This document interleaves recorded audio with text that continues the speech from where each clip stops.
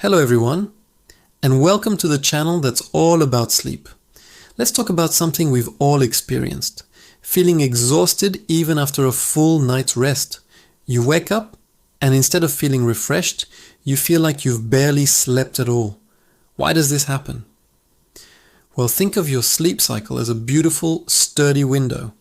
When it's in perfect condition, it lets in the gentle morning light and protects you from the harsh elements outside. This is what high-quality sleep feels like, restorative and protective. But what happens when that window gets a crack? Maybe it's a small, barely noticeable fissure at first. This is like a minor sleep disruption. Staying up a little too late, scrolling on your phone in bed, or having a coffee in the evening. One crack might not seem like a big deal. You can still see through the window, and it mostly does its job. Similarly, one night of poor sleep habits might leave you a bit groggy, but you can usually power through the next day. The real problem starts when those small cracks are ignored. Stress from work, an inconsistent sleep schedule, poor diet, lack of exercise. Each one of these is another tap against the glass. Over time, that one small crack starts to spread. New cracks appear, branching out and weakening the entire structure.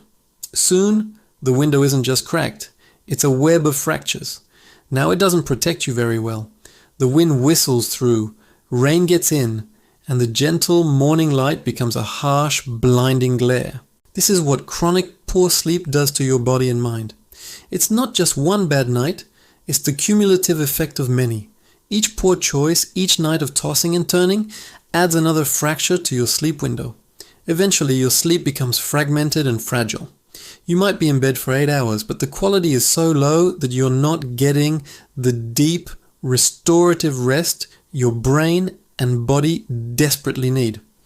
You wake up feeling exposed, unrested, and vulnerable to the stresses of the day, just like a cracked window can't protect you from a storm. So how do we fix this cracked window? It's not about a single quick fix. You can't just put a piece of tape over a shattered pane of glass and expect it to hold.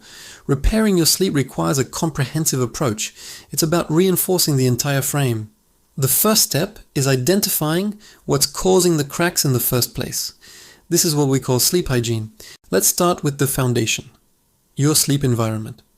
Is your bedroom a sanctuary for rest, or is it a multi-purpose room filled with distractions? Your bedroom should be cool, dark, and quiet. Think of this as cleaning the glass. Blackout curtains can be a game changer, blocking out streetlights and early morning sun. If you live in a noisy area, consider using a white noise machine or earplugs to create a consistent, peaceful soundscape. And a cool room temperature, typically between 60 to 67 degrees Fahrenheit or 15 to 19 degrees Celsius, is proven to promote better sleep. Next, let's look at the frame itself, your daily routines. Consistency is key. Going to bed and waking up at the same time every day, even on weekends, helps to regulate your body's internal clock, or circadian rhythm. This rhythm tells your body when to feel sleepy and when to feel alert. When it's stable, falling asleep and waking up become much easier and more natural. It's like ensuring the window frame is solid and securely in place. What you do during the day also has a huge impact on your sleep at night. Regular physical activity is fantastic for sleep, but try to avoid intense exercise too close to bedtime, as it can be stimulating. Exposure to natural light, especially in the morning, is also crucial. Sunlight helps to anchor your circadian rhythm and signals to your brain that it's daytime. It's like letting the sun shine on your window, warming it up for the day ahead. Now, let's talk about the things that directly chip away at your sleep quality. Caffeine is a major culprit.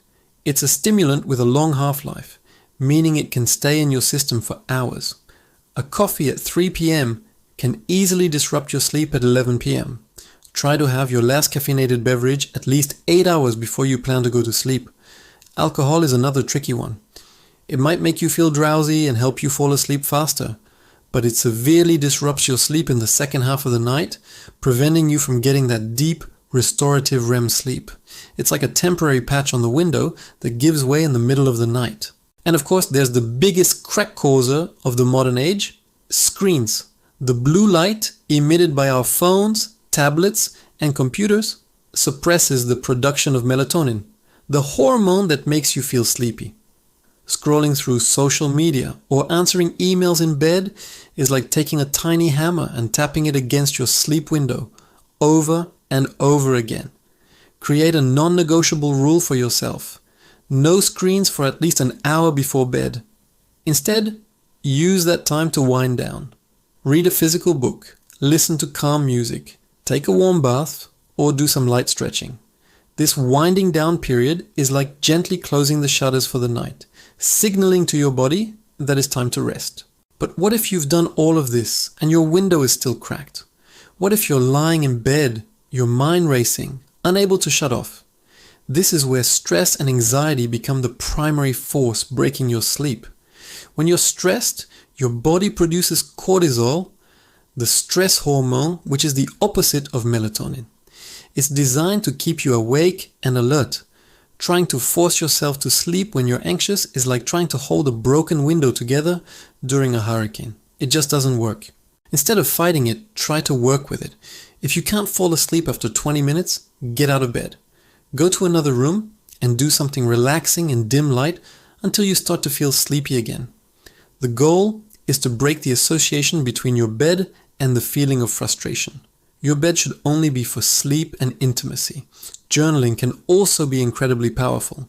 Before bed, take a few minutes to write down whatever is on your mind, your worries, your to-do list for the next day. This act of brain dumping can help you offload those anxious thoughts so they don't follow you into bed. Mindfulness and meditation are also excellent tools for repairing the cracks caused by stress. These practices teach you to observe your thoughts without getting caught up in them. You learn to acknowledge a worry and then gently let it go, rather than letting it spiral. There are many guided meditation apps and videos specifically designed for sleep. Think of this as applying a special sealant to the cracks, making them less vulnerable to the pressures of your mind. Repairing a cracked sleep window is a process. It takes time, patience, and consistency. You're not just fixing one night's sleep. You're rebuilding a healthy, lifelong habit. Each positive change you make is like reinforcing a part of the window. A consistent bedtime strengthens the frame. A dark room polishes the glass. A calming bedtime routine seals the edges. Over time, these small repairs add up. The web of fractures begins to fade, and the glass becomes clear and strong once again. When your sleep window is fully repaired, you'll feel the difference. You'll wake up feeling truly rested, with the energy and resilience to face the day.